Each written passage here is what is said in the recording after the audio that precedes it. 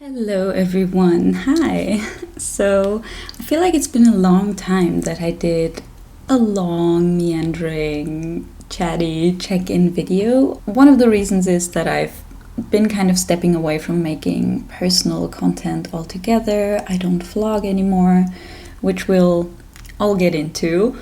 But I just felt like it would be a really good idea to catch you up on how I've been feeling behind the scenes in my life, with my studies, with my work here on YouTube, with what I'm reading and all that. So that's the video today. If this is, curiously, the first video of mine that you're watching, then hello, welcome.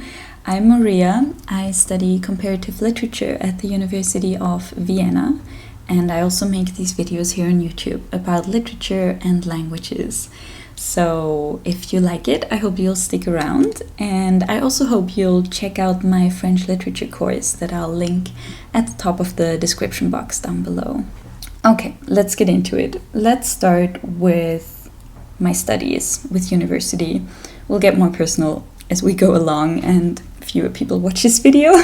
I'm about to start my third year at university 2 weeks from now, my friends. Can we all believe it? I'm more than halfway through my degree, way more than halfway actually, and I could theoretically be done around this time next year. I could be done in June 2026. I'll probably take longer though. I'll probably take another 2 years to finish this degree, because I'm also working on the side and I also really want to take advantage of all the amazing courses that are offered. So, I want to drag it out, is what I'm trying to say.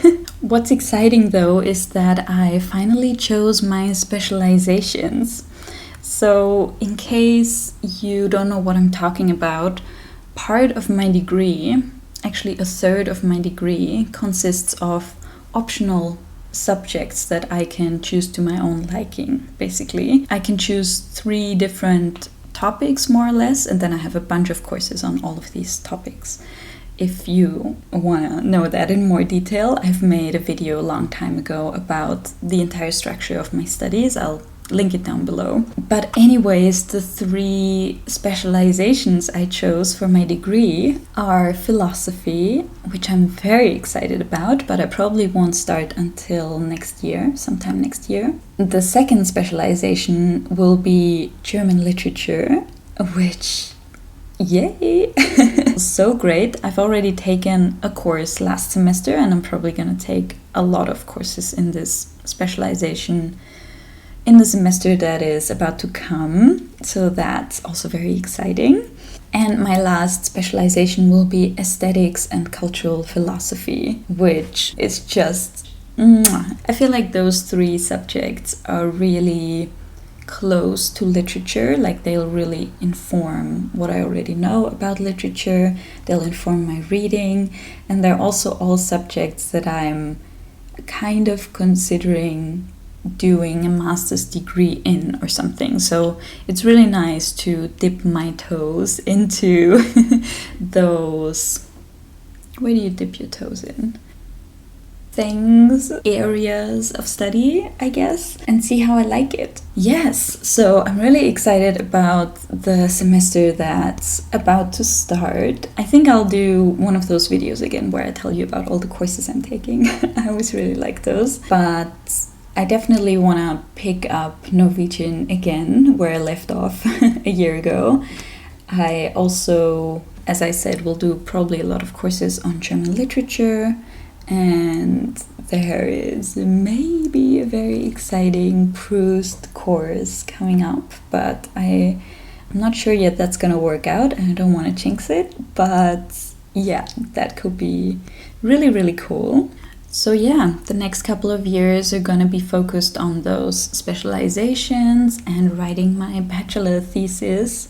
And I also still have like an English literature module that I have to do, that I kind of keep pushing into the future every semester. It's not, the courses never seem very appealing to me. That's still a lot to do. However, the core curriculum of comparative literature is done. I'm done with my core modules, so everything that I'm learning about specifically comparative literature I should be done with.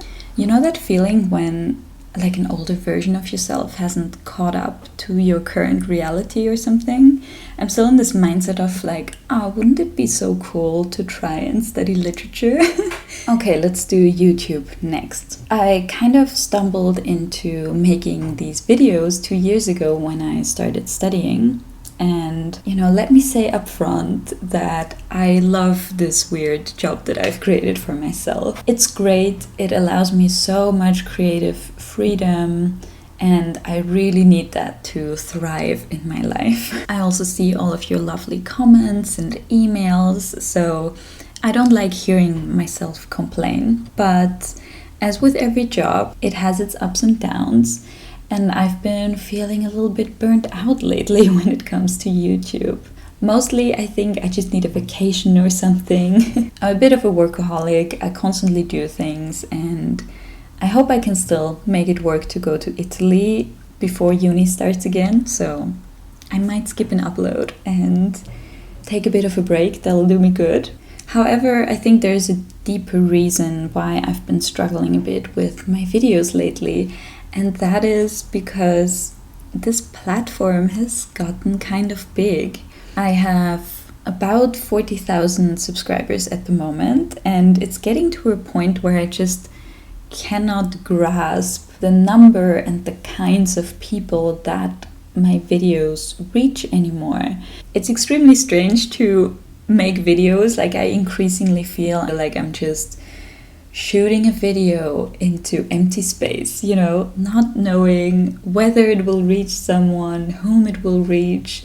And with the channel growing, which is, a great thing in and of itself, but it also means that all kinds of people find their way to my videos. So I'm getting more regular critical comments, and also just I don't mind critical comments so much, but just plain weird or radical people sometimes find their way to my channel. And while that's mostly fine, I've grown a thick skin over the past years. You kind of have to do this job. But I'm just not always up for dealing with that.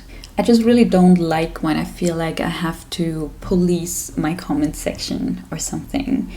And I've also been reading, kind of advancing a little bit, but I've been reading Stolen Focus by Johann Hari, which I'm definitely going to make a separate video about. It really made me think also about my YouTube channel, and he cited some insane research about how social media is radicalizing us, how the algorithm always favors, for example, YouTube videos that have the words hate or something in the title. Okay, oh my gosh, where was I going? Anyways, that's been going through my head. All of that also really made me understand why creators usually have like a Patreon account or a community of some kind, to make these more personal videos where they feel understood and where they can connect with people and all that. I feel hesitant speaking my mind sometimes. I think that's what it comes down to. It makes it really hard to not doubt everything I'm saying. So that's one thing that has been making YouTube a little bit hard lately. The other thing is that YouTube really doesn't pay that much anymore. I decided not to talk about politics in this video, but what a chaotic time to live in. The weight of the world is upon all of our shoulders. And one expression of the weird tariff inflation thing that we're all in at the moment is that there's just less money for advertising. I've heard that from some creators. I'd have to research it, but I definitely see in my YouTube back office that advertisers seem to have less money for marketing, so they pay YouTubers less to play their ads in their videos. For me personally, my medium-term goal was always to be able to finance myself through my studies, like to have this work on YouTube be my student job, so that on the weekends where I would usually have to work in a cafe or something, I can make these videos. And I think I'll still be able to do that. It's fine.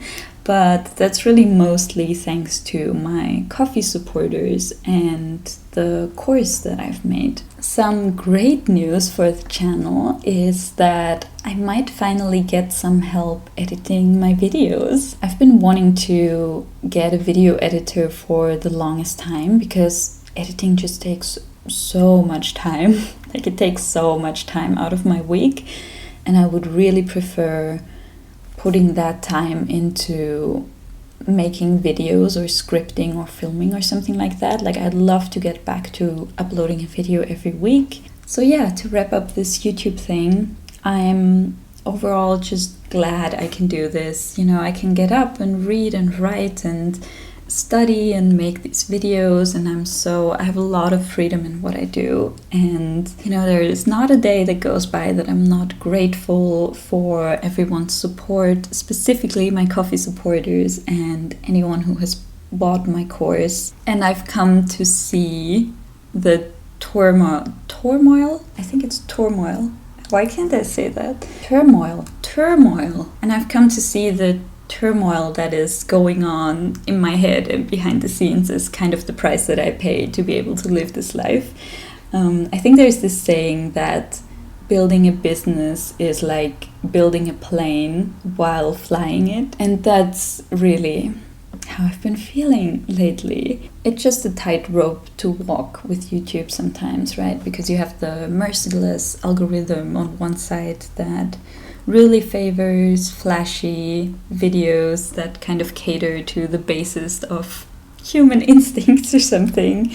And it's really easy to fall into a trap of just cranking out videos. So, you know, I don't want to give into that, but I also have to practice being a sustainable business in some way. I want to keep this platform. I want to keep doing this. So, and I also stopped vlogging. I forgot about this point regarding YouTube. I'll keep it short. But essentially what happened is that when I came back from Paris about 8 months ago or something, I made a conscious decision to stop vlogging. I think in Paris I made like 2 or 3 vlogs, and I'm really glad I have those. It's great to look back on. But I just felt like I'm so done filming my life because the artist in me really likes to make things beautiful, and I really like videography as an art form, but I don't like that I then portray my life in a certain way that is not realistic, if you know what I'm trying to say.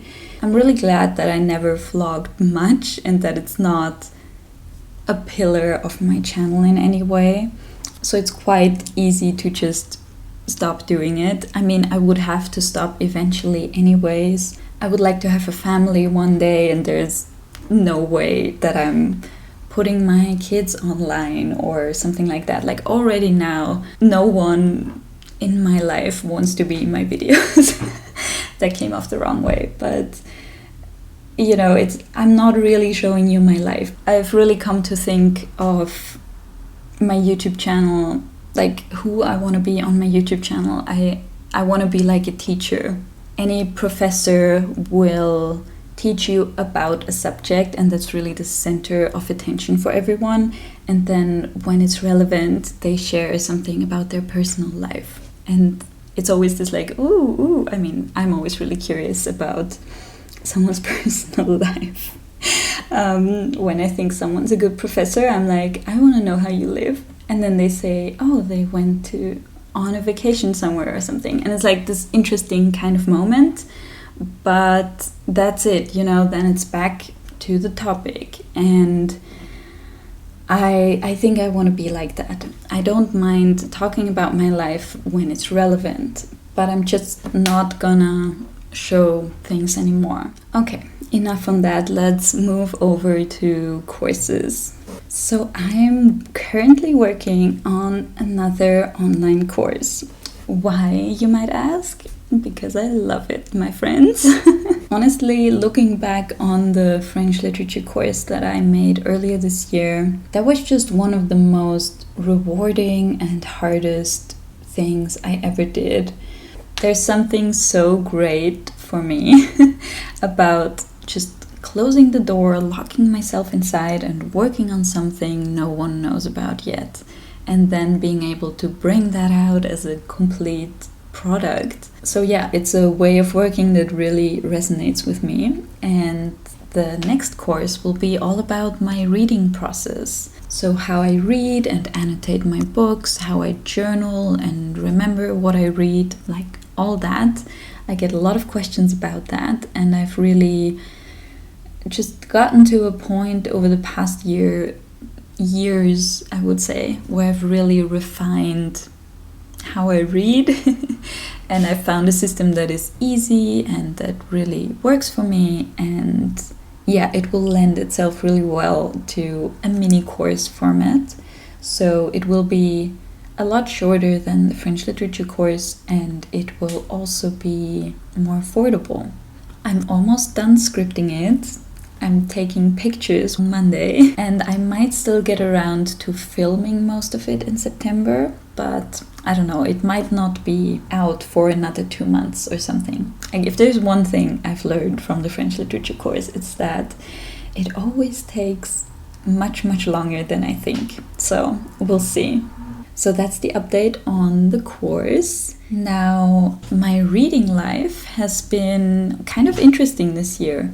I feel like I've had episodes of reading more than ever. Like in the beginning of the year, I read almost exclusively French literature for the course. And then my semester started and I read almost exclusively German literature for university.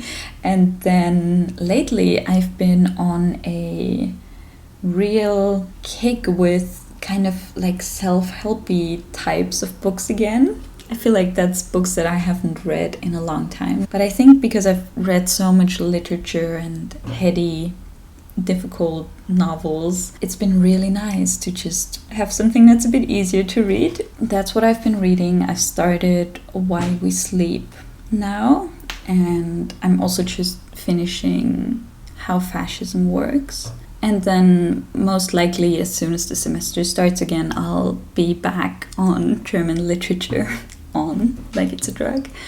I would love to do some content about German literature, but I'm honestly struggling quite a bit with finding good translations into English. Translations are always tricky, and I've noticed that already again with the French literature course because I was looking for English translations.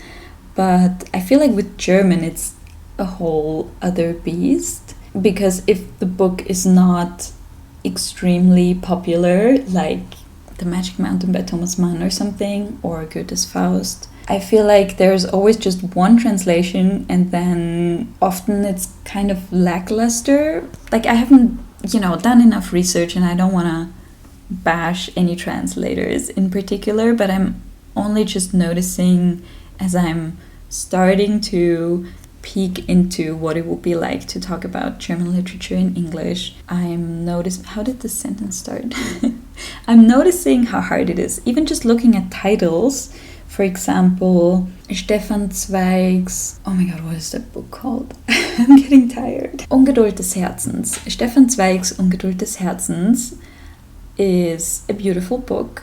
And then looking up the English translation, the title in English is Beware of Pity, which really, to me, sounds completely different. Like Ungeduld des Herzens, translated word by word, means impatience of the heart, which has a very different ring to it than Beware of Pity.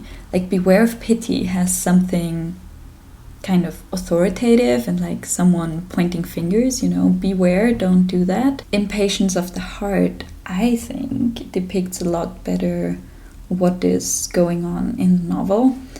And then another one of those examples is Elias Canetti's Die Blendung. Maybe like the blinding, like being blinded by something.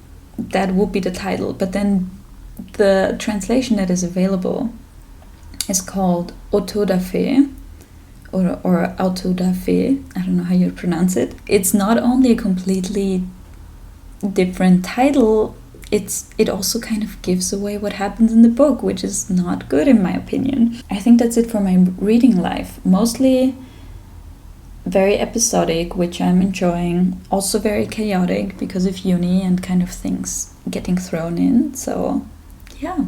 Wow, I didn't script an outro for this video, so I think we'll just end it here. Thank you for being here. Let me know any of your thoughts down below. I hope I'll be on my way to Italy in my next upload slot. And yeah, I appreciate y'all so much. Bye bye.